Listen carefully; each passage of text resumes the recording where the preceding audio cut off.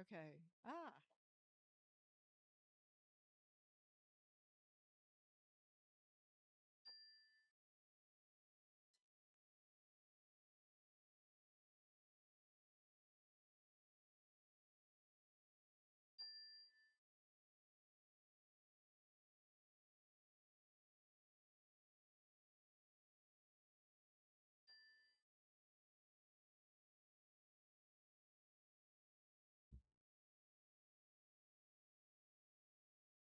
Good morning. I have a yellow microphone this morning. Welcome to the Unitarian Universalist Fellowship of the Emerald Coast. My name is Amy Weisberg, and I will be your service leader this morning. I gather this is summer and a lot of people are away. We are a people of many different paths and beliefs who are brave, curious, and compassionate thinkers and doers. While diverse in age, ethnicity, and gender, we share the same values centered around love and acceptance of all.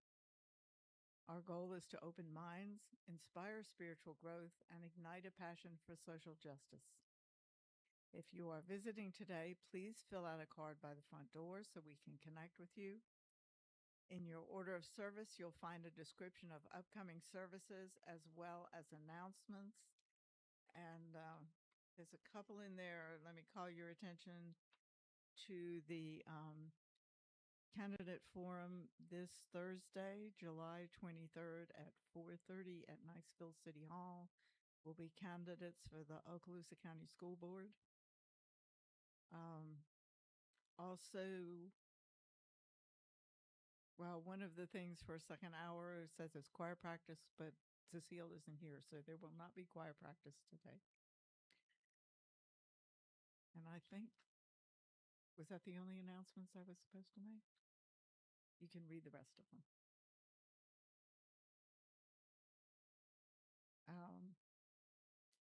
And now most of this service is recorded. The sermons are sent to us by the UUA to use. And anyway, so enjoy some of the recordings. And now the prelude prepares us for the service.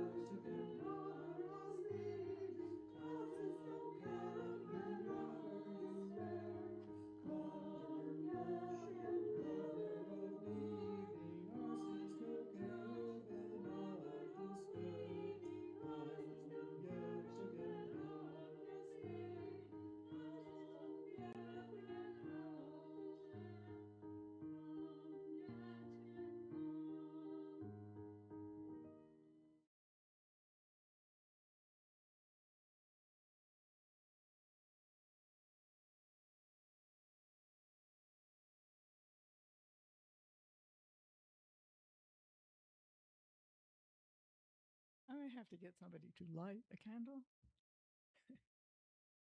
and to light the chalice. So I'll let, I can't get that thing to work, so you can try. So our chalice lighting and opening words are together this morning. Okay.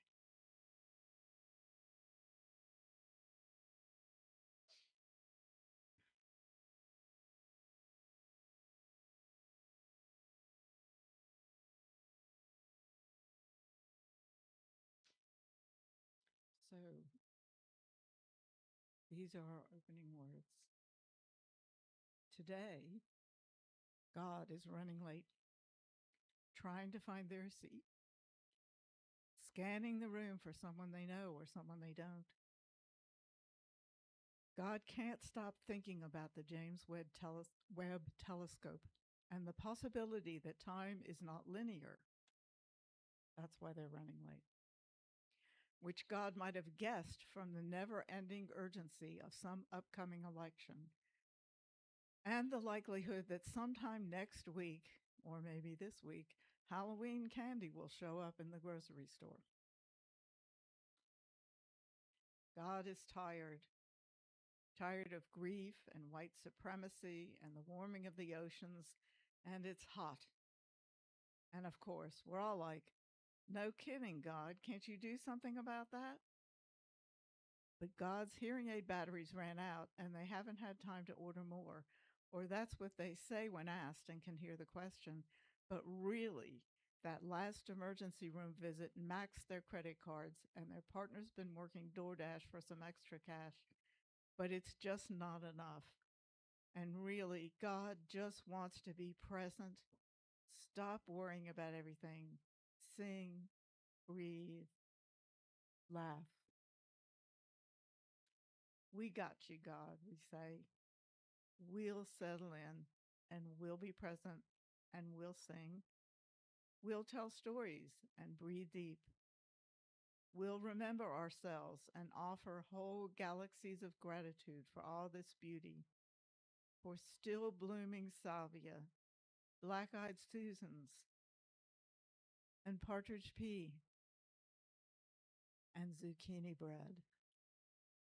For protest letters and entire villages of people saying, "You are safe here, God. Your creation is not yet done creating you."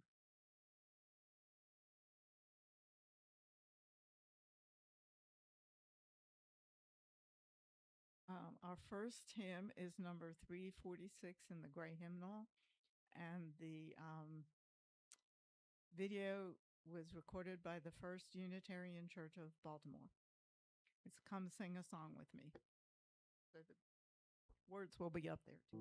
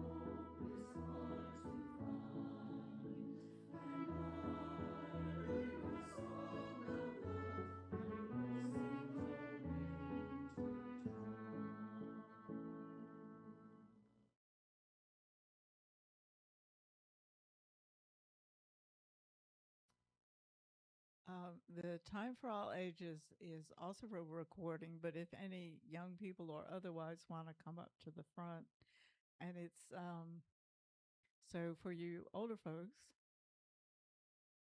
this is just really the beginning of the sermon, and you probably heard this story before.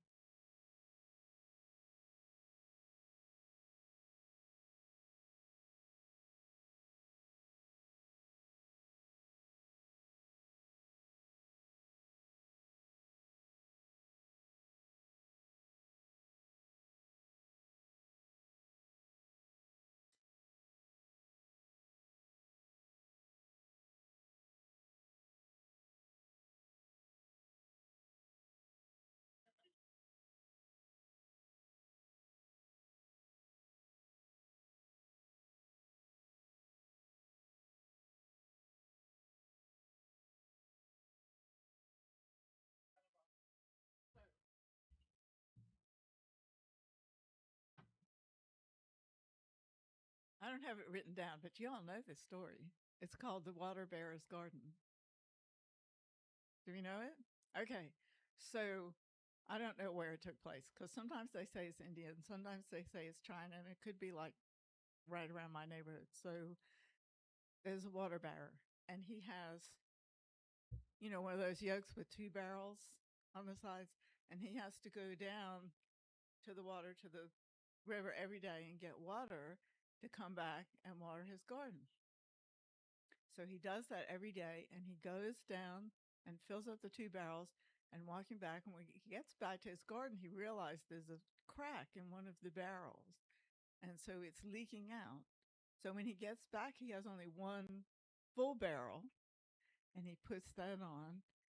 And in the story, the barrel feels really bad about this, that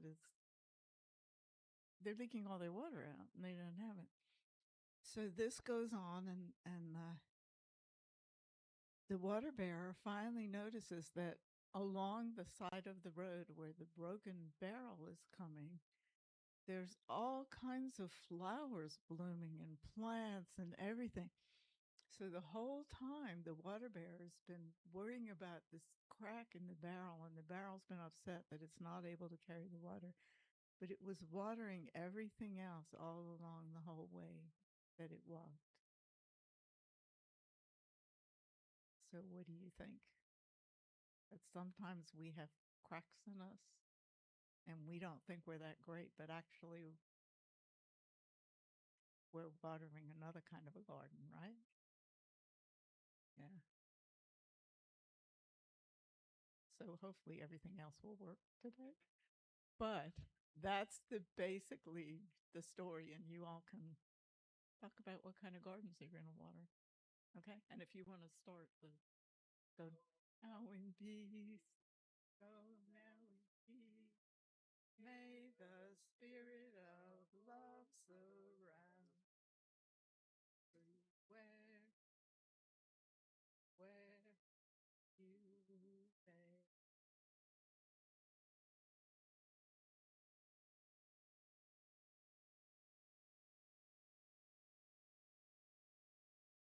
So now it's time for sharing of joys and concerns. You're invited to briefly share events in your life so we may support and celebrate together.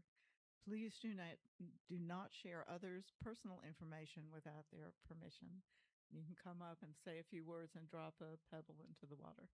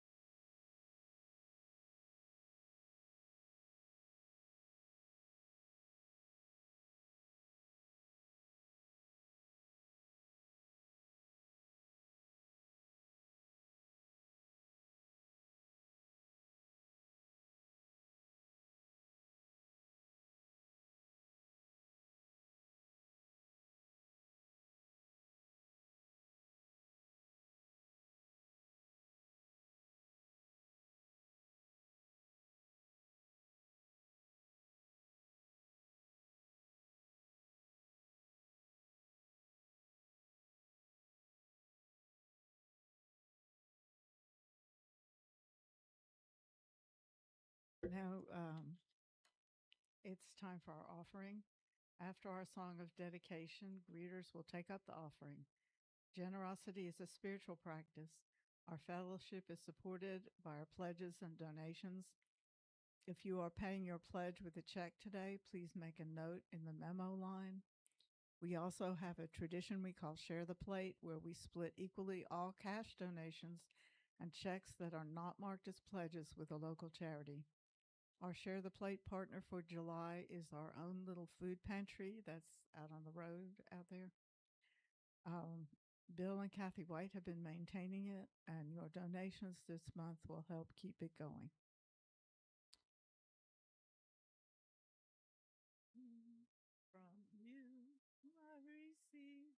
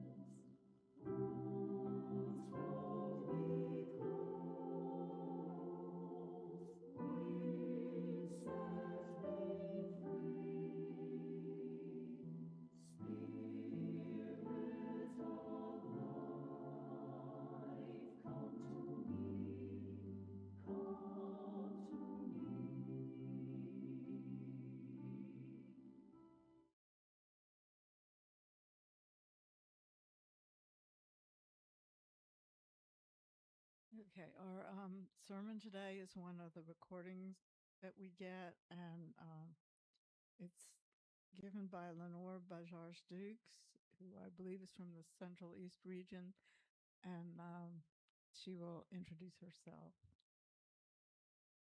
And I assume the computer's working now.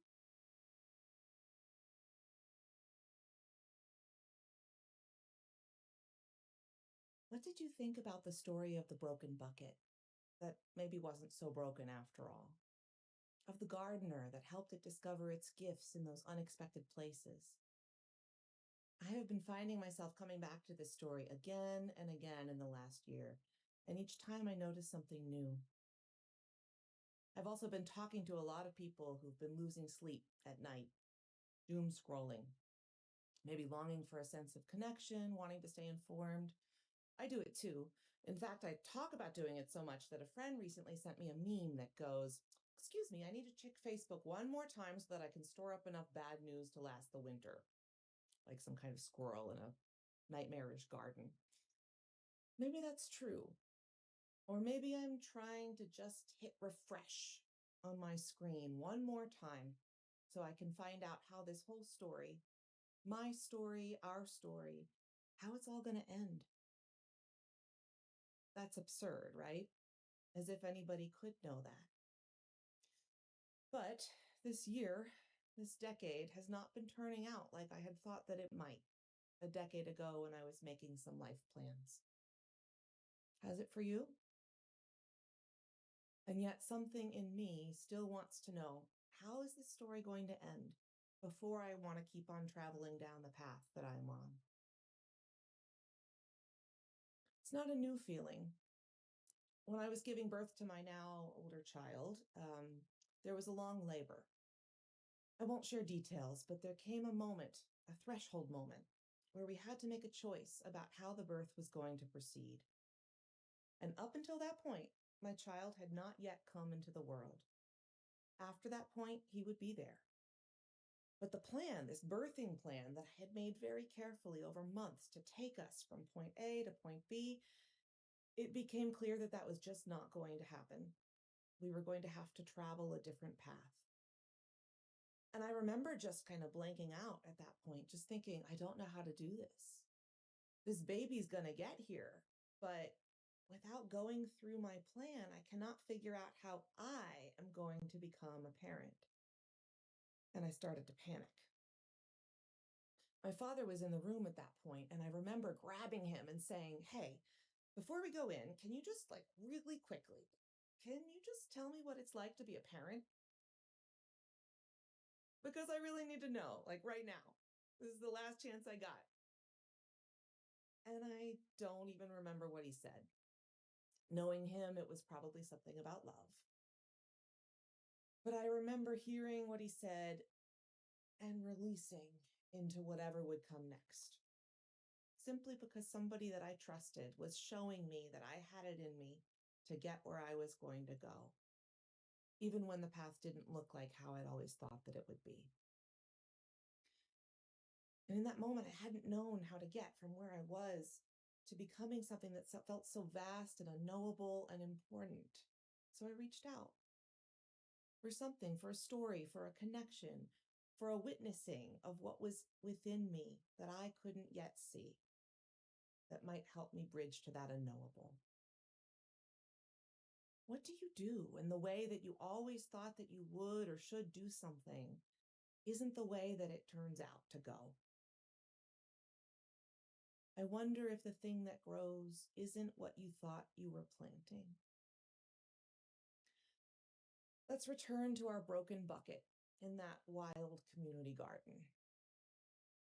This bucket must have learned so many lessons early in life about how it was supposed to be. It seemed to have learned an image of wholeness that is defined not by inherent worthiness, but by perfection. An image of working hard and always delivering and never needing to ask for help. How many of us have learned somewhere along the way that this is the way that we measure our worthiness? How many of us have sometimes struggled to live up to that story of how people are supposed to be? Well, in that story comes one of those threshold moments when it turns out that staying solid forever is not what life is like.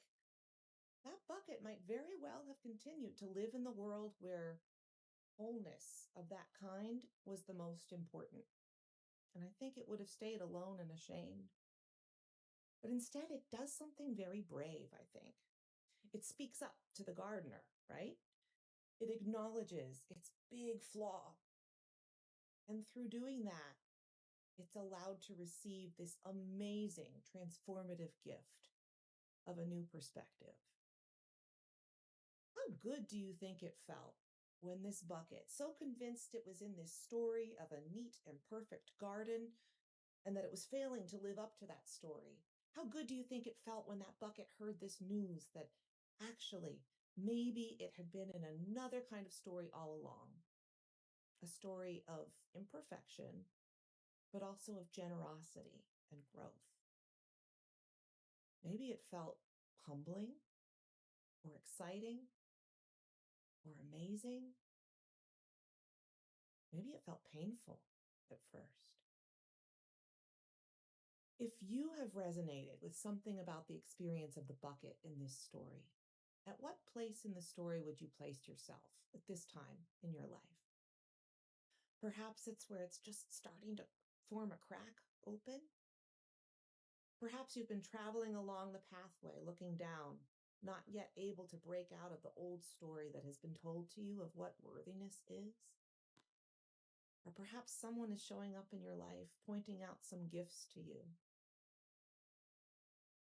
If you find some resonance in the bucket story, what is the story inviting from you next?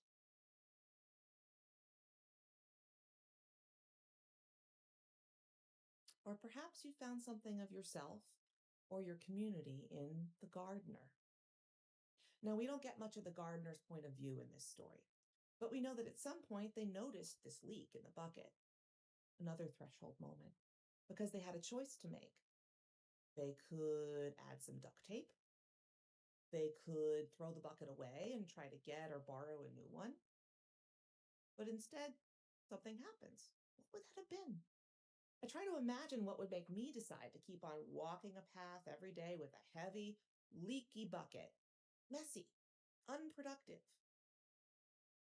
I imagine that maybe they started noticing that they felt differently when they carried their heavy burdens along a path that suddenly had some small flowers popping up. Maybe they wanted more of that feeling. Maybe what was growing there suddenly felt worth taking the risk of losing that perfect garden outside their home. Maybe some imagination was sparked, that the gifts they'd cultivated for themselves could actually be out there in the neighborhood too. Maybe they realized that being a gardener had always meant that they had the skill to slow down long enough to notice what is growing when it happens and nourish it in place. And perhaps then they felt that something about this new way of relating to their world was making them come alive. Maybe they were able to let go of the illusion of control too.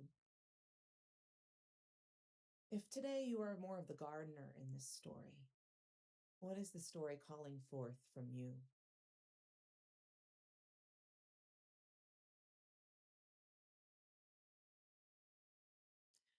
I am struck by how together the bucket and the gardener need one another in order to realize what is possible. They need each other to help them open up to a new story of how the world might work, to release some kind of expectation that had been causing them pain, to lean into generosity and interdependence. Because together they both realize, right, that they are enough. Not enough to do everything that they had wanted. Not enough even to keep maintaining those big tomatoes and those gorgeous flowers in the neat front garden. But enough here and now to do something that means something. And to be whole, always whole. It is a lesson that in this society we have to fight hard to learn. As people who have grown up in a society that prizes the able body, the quick mind, the productive work. It is very hard to create a new story for ourselves. And so this is a lesson that we can offer one another, like the bucket and the gardener, again and again, passed generously back and forth like water from person to person. For so many years, people of liberal religion, like Unitarian Universalists, have worked on some other story of how the world should work. We create faith communities that say, that try to say, that strive to say, that work on saying, here, we know that you are inherently worthy. Here we know we all deserve to be free, all of us getting there together. Here we commit to seeing one another, witnessing one another, not dismissing one another when we disappoint. Here we help each other notice new possibilities. And I think that this work is not only personal growth work that is nice to do. I think that we no longer have time to waste in hiding our flaws and therefore our gifts and therefore our power, which it turns out are all bundled up together in one messy human package. We don't have time to waste in keeping our water from spilling. I don't want to do that anymore, do you? I don't think we have the luxury to do that anymore. We can take time, like the bucket, to name and lament what we thought was going to happen. In fact, that's a key part of this transformation story, noticing and naming and lamenting what is no longer working. We can even take time to apologize when we get things wrong. But then we can let it go. And maybe a first step toward that might be releasing together some of that expectation of holding ourselves perfectly whole and alone. Many people have noticed that perfectionism often shows up in cultures where there is a lot of privilege as a norm. And that's because this story of individual perfection is actually keeping people from realizing our full collective power to make change. to thrive outside of systems of domination, oppression, and control. Because it turns out that this story of individual perfection is a lie. You do not need to be perfect in order to be good. You do not need to do things alone in order to be powerful. In fact, quite the opposite, right? You do not need to follow someone else's model of what thriving in the world looks like in order to find the gifts of goodness right inside you. And we need those gifts. And we need these new stories because the times we are in call for an imagination of another way. I don't need to tell you about these times. Violence abroad, compounding upon violence in our streets from our government. Oppression compounding oppression. Leaders no longer willing to even pretend to live by the rules of the old stories. Leaders letting their oppression show nakedly, taking the authoritarian playbook and running with it.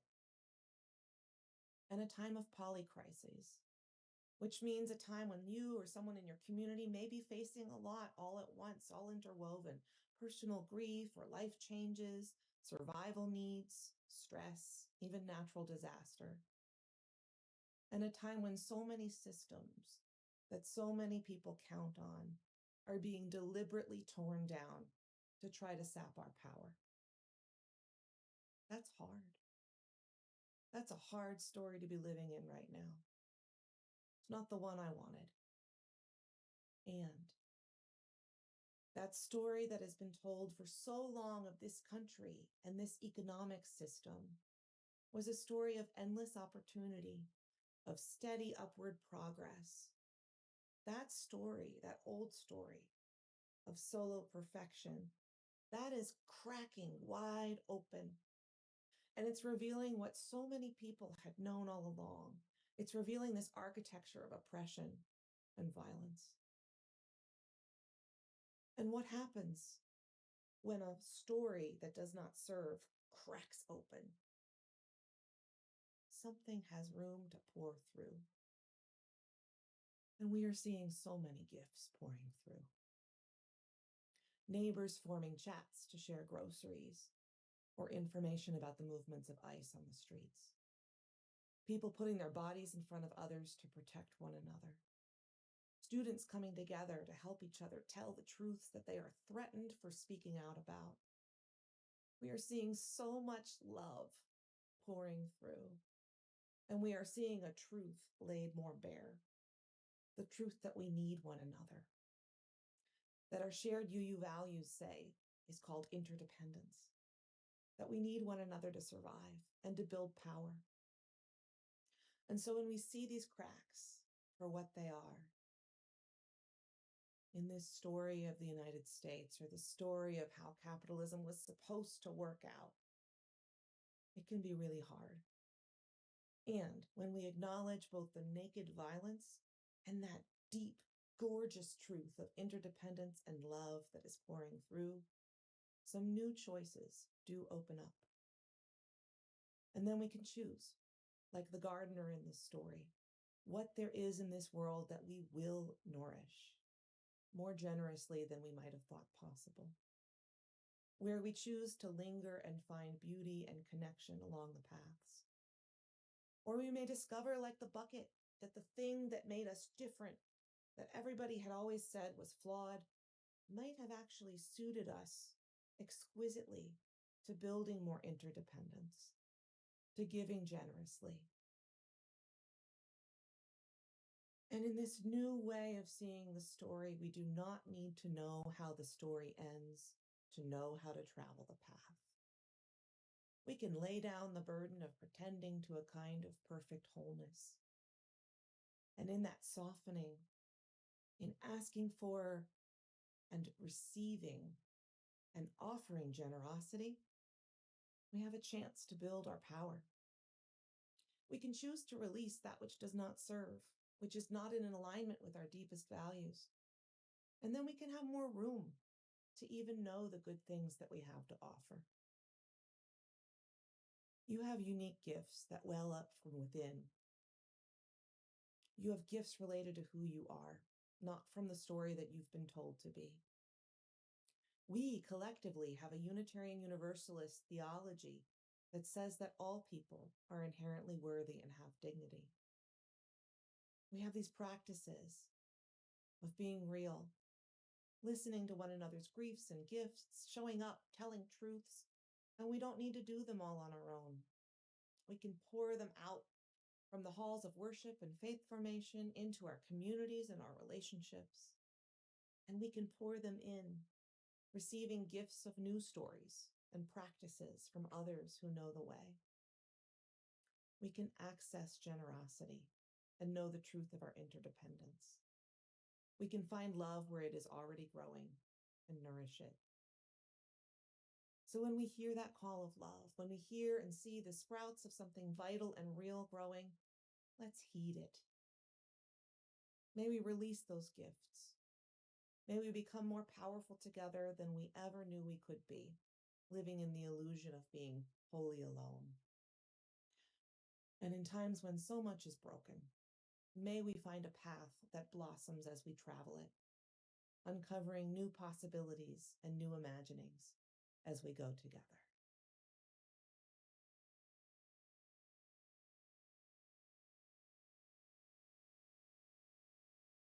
May it be so.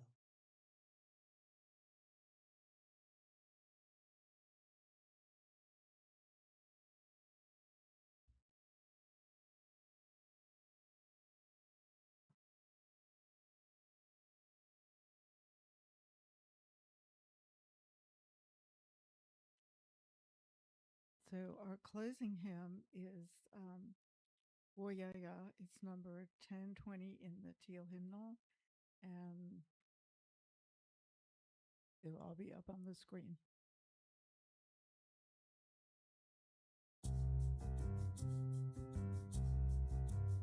We are going, heaven knows where we are going, but we know it. And we will get there. Heaven knows how we will get there, but we know we will.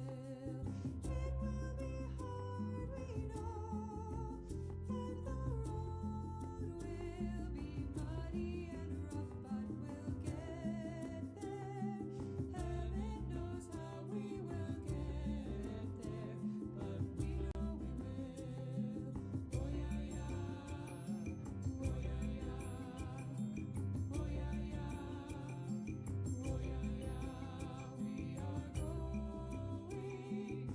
Heaven knows where we are going, but we know it.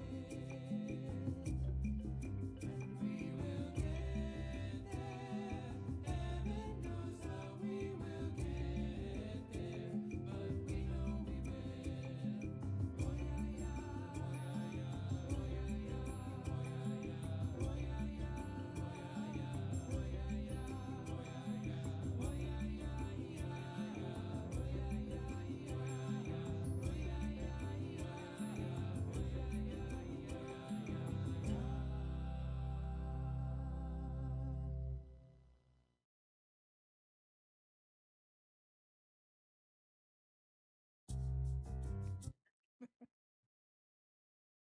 Sing it again. It's short. Our closing words and chalice extinguishing are the words of Wayne Arneson. Take courage, friends. The way is often hard, the path is never clear, and the stakes are very high. Take courage, for deep down there is another truth.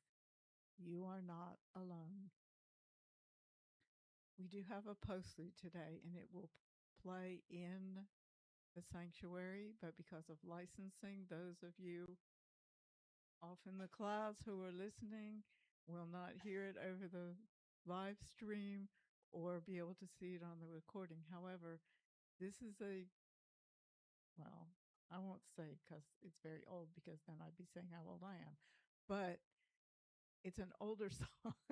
It's been around. I actually thought it was just a folk song, but somebody wrote it, and you can find it all over the place, recorded by Pete Seeger and John Denver and Peter, Paul, and Mary, and everybody else. So just enjoy and sing along if you know it, because I know it. I think everybody does.